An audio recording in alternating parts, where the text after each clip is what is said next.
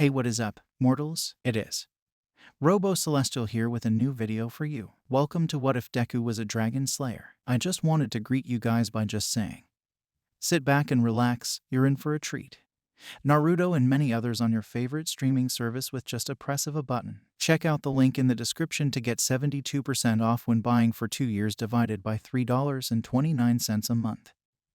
This deal is for a limited time. And thank you to NordVPN for sponsoring this video. The three young wizards were so wiped out by Marikov's training that they slept until the next morning when the punishment started all over again. Around lunchtime, Makarov stopped the training. All right, that is enough. It is time to change it up. Midoriya got a frantic look on his face. No, please let us fight more. We can still keep going. Kaminari spoke in a sarcastic tone. Speak for yourself, bud. I for one am tired of getting my butt handed to me by a little old man. Watch your tone, Kaminari. Midoriya.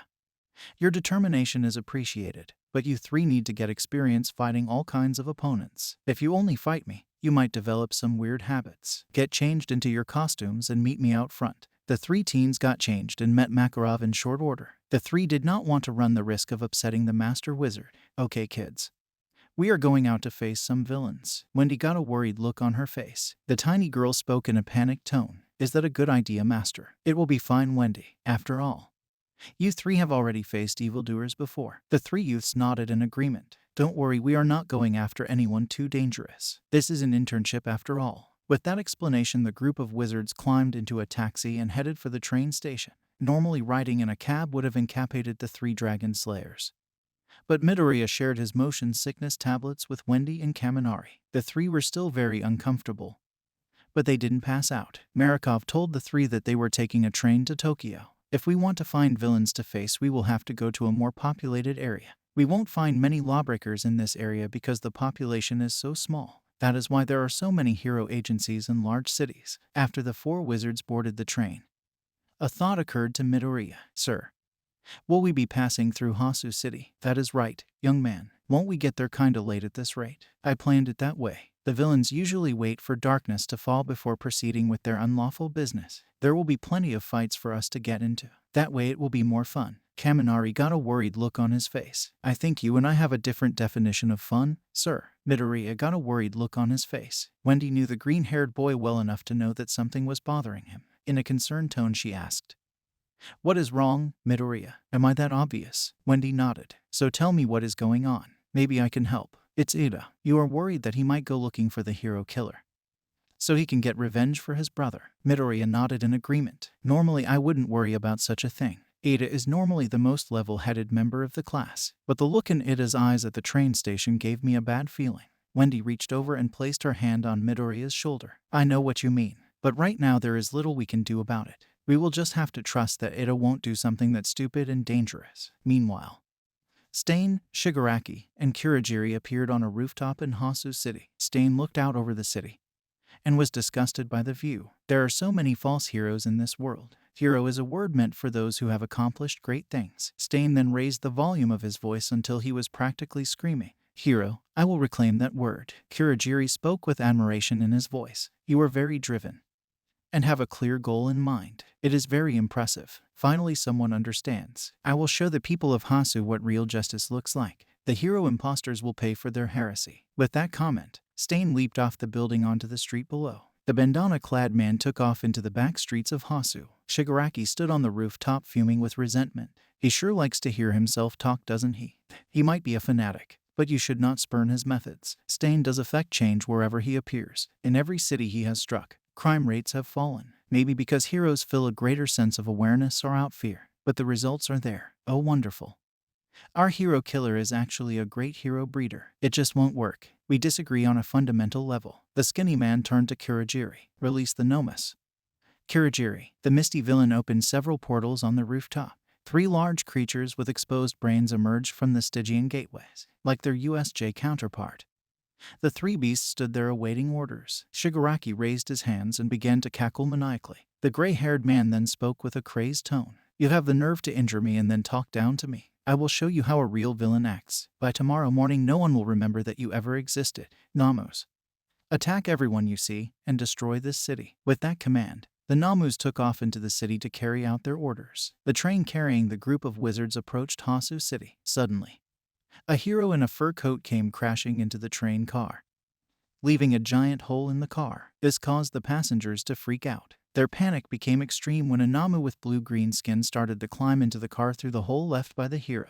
Marikov reacted without saying a word. The old man expanded his fists and delivered a powerful punch to the brain-headed giant. The elderly wizard looked back at his interns. "Don't just sit there, you three. Let's get moving. If this guy is here, then there are probably other villains around." Wendy spoke up. "But sir, we are only students. Won't you get in trouble if we attack villains?" "Screw that. Helping others is more important than following the rules. Get out there and do what heroes do." With those final orders, Marikov then pushed Namu out of the train with all the force he could muster. The hero and monster went flying off into the distance. The three UA students stood at the opening in the train. They saw Hasu City in flames, and the sound of terrified screams ripped through the night. The scene horrified the trio. Midoriya looked at his friends. "Are you guys ready for this?" "Of course, we have to help if we can, even if we aren't licensed heroes." Kaminari gave Midoriya a thumbs up. "There is no way I am letting you guys get all of the credit. Count me in." With that affirmative exchange, the three wizards leaped from the train car and ran off into the disaster zone below. Little did they know that a serious trial awaited them in the burning city below. Midoriya,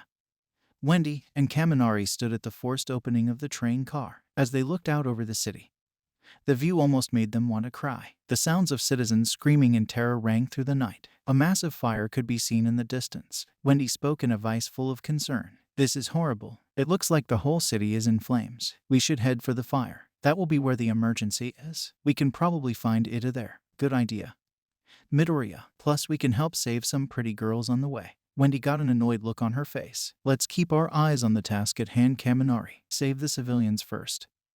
Look for a date later." With that chastisement, the three teens leapt out of the train car and headed toward the fire. With all three wizards being so fast, it only took them a few minutes to reach their destination. When the three arrived, they saw more Namus attacking the local heroes. The wizards did not know where to start. Should they help with the fire or try to fight the Namus? Suddenly, a male hero screamed out over the chaos. "Tenya, where are you, Tenya?" What a time for him to run off. Midoriya realized that the screaming hero was the normal hero manual. This was the hero that Ida was doing his internship with. The Greenette also knew that Ida would not run off during an emergency like this. All of these facts lead to only one conclusion in Midoriya's mind. The green-eyed boy knew that Ida must have done the stupid thing he was worried about. "Midoriya," Wendy shouted to be heard over the ruckus. "You and Kaminari go find Ida. If he ran off, that can only mean that he went after you know who. You two need to find him before something bad happens to him." "What about you, Wendy?" "I will stay here and help heal people. If Ida is where we think he is, then combat is a guarantee. You and Kaminari are still better at that than I am." "All right, let's go, Kaminari." "Right, let's go save Engine Legs." The two boys ran off into the night. Meanwhile, Stain had Ida pinned to the ground. The blade-wielding villain pierced the brunette's forearm with one of his katanas. "Ingenium, so you're his brother. You are as useless and weak as he was." Ida's eyes and voice were filled with rage. "Don't you dare speak my brother's name. I came here to avenge him, because he can't anymore. Shouldn't you be worried about saving that guy?" Stain pointed to a wounded hero in the back part of the alley. "You were so consumed with getting revenge that you forgot about him. You were even close to being a hero." Ida wanted to tell the hero killer he was wrong, but he couldn't. He hated the fundamentalist fanatic so much. But Stain had a point. The bespectacled teen knew that his brother wouldn't have acted like he did tonight. He knew that he had only himself to blame for what happened next. Stain raised his second katana and prepared to deliver the killing blow against Ida. Suddenly, a lightning bolt struck the hero killer's blade. This froze the anti-hero in his tracks. Midoriya came rushing into the alley and delivered a powerful flaming punch to Stain's face. The green team then jumped back and stood in front of Ida. Ida was shocked to see his green-haired classmate standing in front of him. The stiff youth spoke in a surprised tone. "Midoriya, what are you doing here?" The fire user's voice was full of confidence. "It is okay, Ida. We have come to save you." Just then an electric bolt zipped through the alley and landed behind Stain. In a flash, the electric energy transformed into the form of Denki Kaminari. "Kaminari too. What are you two doing here?" "This is my fight. I have to finish the hero killer to avenge my brother." Midoriya realized at that moment that Ida was worse off than any of them had known. The green teen tried to contain his anger, but he couldn't. Midoriya delivered a shift kick to his friend's armored side. "Do you hear yourself, Ida? You sound like a lunatic. Did you really think you could take a guy like this on? Look at yourself. You're on the verge of death right now. Stay put and maybe the two of us can get us out of this." Midoriya summoned his magic and cast a spell he had learned from Master Marikov. Fire magic fire bindings. Ada was bound with ropes of fire. Fortunately, this spell wouldn't burn Ada. It just took Midoriya's fire power and turned them into ropes to bind his target. That should hold you for now. Don't do this to me, Midoriya. I need to fight. The green-haired youth got a cold look in his eyes. No, if you move any more, you will bleed out. I will not allow that. Ada wanted to protest more, but he couldn't. The look in his friend's eyes was more paralyzing than the fire ropes or the sword in his arm. Well, now that your speech is over, let's get this started. Shadows enveloped Stain and spoke in an adamant tone. Shadow magic, shadow sleep. A burst of darkness spread through the alley. Midoriya and Kaminari surrounded themselves in barriers made of their elements. When the darkness passed, Ida and the second hero, who Midoriya said was named Native, had passed out. Since the two were so still, most people would think the two injured heroes were dead, but both boys, being dragon slayers, could hear their breathing. They were out cold, but very much alive. So you are a magic user. I am, but not just any magic user. With those words, Stain's skin turned pitch black and became scaly. The tall man's incisors got sharper until they looked like fangs, and dark scales spread over his arms and face. I am a dragon slayer. Both boys were awestruck at that statement. Kaminari voiced the boy's thoughts first. I don't want to believe it, but his magic does smell like ours, but different. You're right. It smells a bit like Takoyami's dark shadow. So that must make him a shadow dragon slayer. You two are smart. I like you too. You came here to save your friend, and you made a flashy entrance. I think that you two are worthy of staying alive. But I know you won't just leave. You got that right, Stain. We are leaving here with our friend and Native. I see. By the way, where did you learn dragon slayer magic from? If you two can beat me, then I will tell you. Stain took a deep breath and yelled at the top of his lungs. Shadow dragon roar. He then released a blast of shadow energy from his mouth. Despite their surprise that the hero killer Stain was a dragon slayer, both Midoriya and Kaminari managed to dodge the roar attack. He has a roar attack just like us. He is a dragon slayer, so it would seem. I can tell from the way that this guy moves that he is not new to his powers. He has been trained extensively. There is no way that we can just grab Ida and Native and run away. The guy is just too fast. You are right, buddy. We are going to have to work together if we are going to stand a chance. Agreed. Before the two could plan, Stain attacked again, this time forming the shadows into massive claw constructs over his hands. The villain made several swipes at the two teens.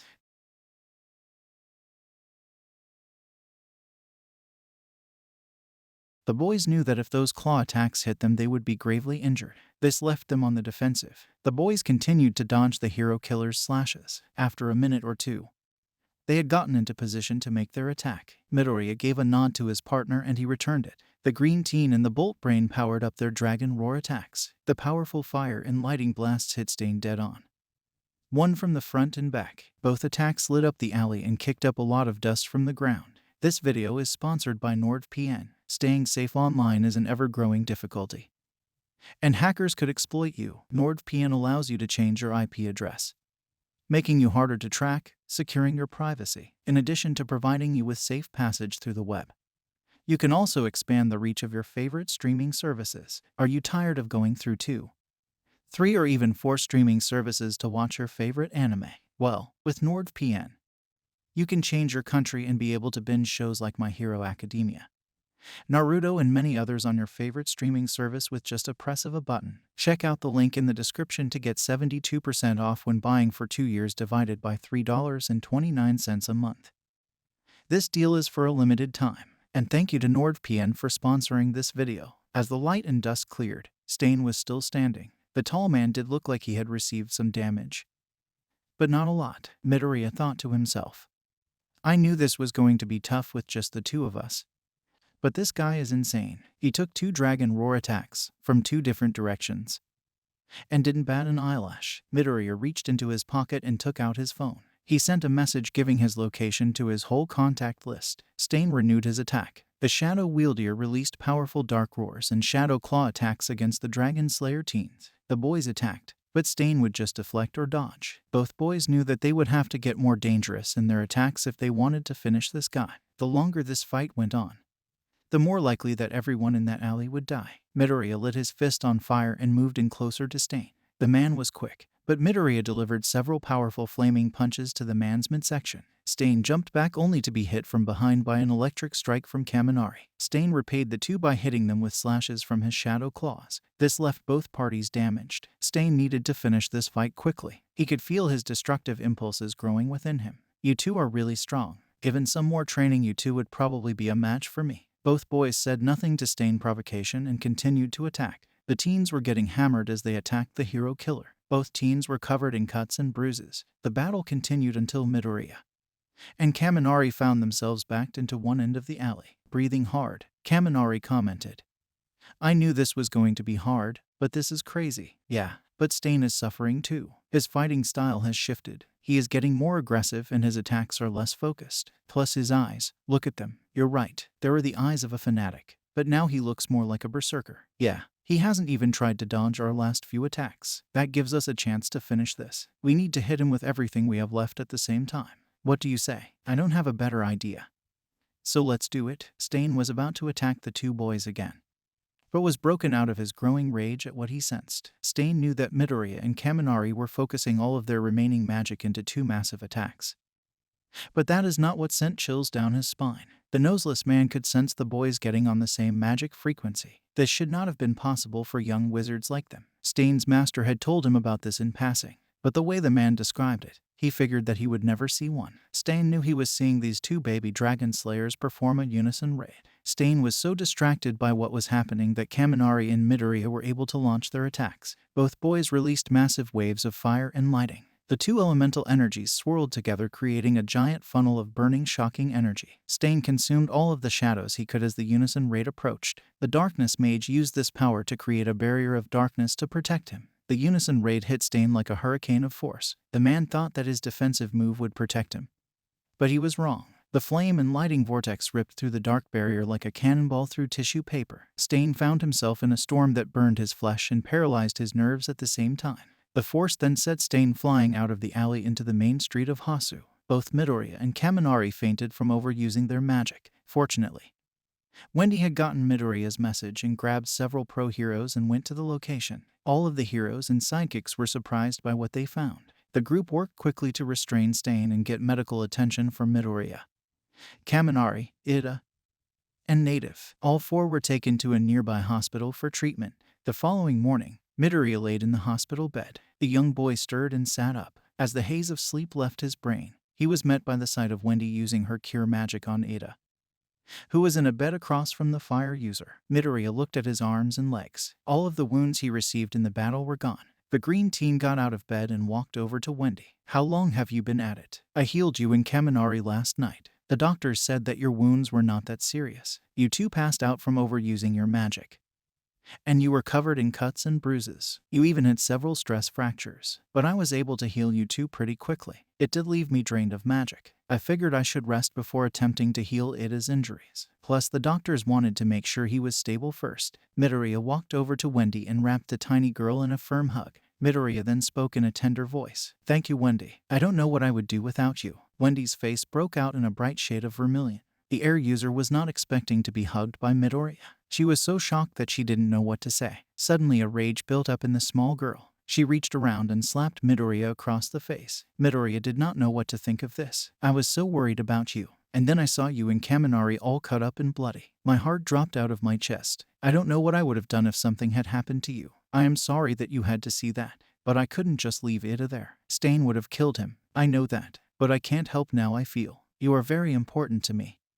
Midoriya, the thought of losing you is just unbearable to me. Wendy then embraced Midoriya and wept into the boy's hospital gown. Promise me you won't die, Midoriya. Please. Midoriya stroked the back of Wendy's hair to calm her. Midoriya then lifted the girl's face to meet his eyes. I am not going anywhere, Wendy. After all, I have you to look after me, and I still haven't become the hero I wish to be. Really? You mean it? I do, Midoriya. Can I call you by your first name? I would like that, Wendy. Not to mention it was getting weird with you calling me by my last name and me using your first name. Okay, Izuku. The two teens shared a long glance. Wendy then reacted out of instinct and stood on her toes and wrapped Midoriya in a tight hug. It was at that moment when Marikov Dreyer slid the door open. Well, I see that one of them is alive. Wendy got embarrassed all over again. She spoke in a surprised tone. Oh, Master. I did not know you were here. Obviously. How is young Ida, Wendy? I have healed him, but he won't be awake until tomorrow. I see, my dear.